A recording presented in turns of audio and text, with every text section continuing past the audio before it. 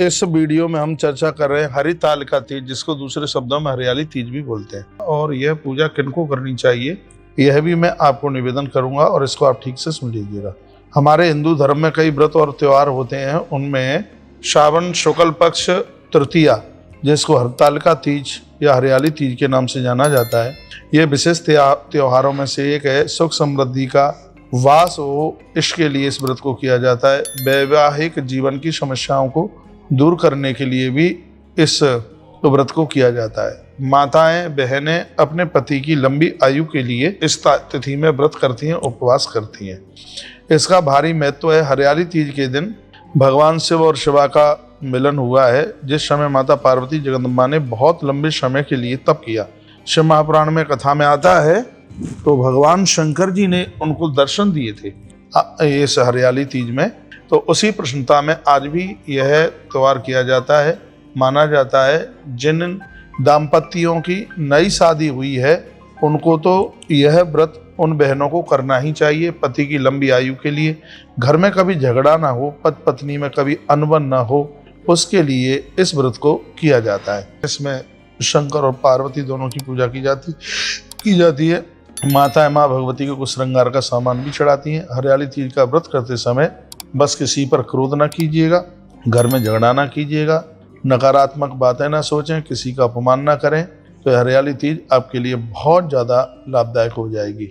इस व्रत में आप निर्जला भी रख सकते हैं, यदि आप कर सकें तो इसको आप निर्जला शाम को पूजा के बाद में, फिर आप पूजा देख लें आप कितने बजे करते हैं। लेकिन मैं कहना चाहूँगा जब तक पूजा ना कर लें तब तक तो आप पानी भी ना पिए। और नहीं तो ऐसा भी विधान है कि रात्रि को शाम को जब तक सूर्य अस्त ना हो जाए तब तक जल न पिए। बहुत क्षेत्रों में इलाकों में तो लोग इसके बारे में जानते भी नहीं है, लेकिन अपने क्षेत्र में उत्तर भारत में इसकी बहुत ज़्यादा जानकारी है। और इस दिन बहनें अपना झूला भी डालती हैं, झूला झूलना भी शुरू करती हैं। भगवान बांके बिहारी को भी झूला झुलाया जाता है, अपने भगवान को झूला झुलाया जाता है। यदि भाव के साथ में, श्रद्धा के साथ में यह व्रत किया जावे तो ये घर के कलह, घर के झगड़ों को ये बिल्कुल समाप्त कर देता है।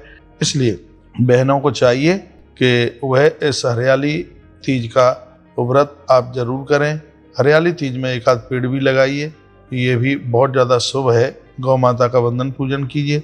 इन सब के साथ में आप शंकर और माता जगदम्बा का पूजन करना ना भूलें। इसमें बड़ों को वंदन प्रणाम किया जाता है, जैसे सासू माएँ और भी आपके कोई पूज्य हैं, उनके चरण छूकर उनसे आशीर्वाद दीजिएगा और उनको साड़ी, ब्लाउज, ऐसा सामान आप उनको भेंट स्वरूप दीजिएगा और उनका आप आशीर्वाद लीजिएगा। इस तरीके से, इस ढंग से हरियाली तीज का यह व्रत किया जाता है। हमें विश्वास है कि बातें आपको बिल्कुल समझ में आई होंगी।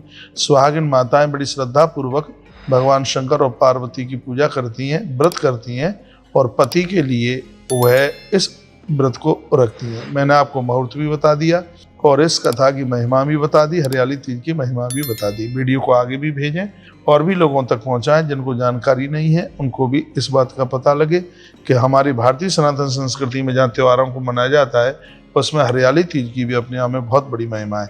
आप सभी मेरी बहनों को, सबको हरियाली तीज की बहुत बहुत मंगलमय शुभकामनाएं।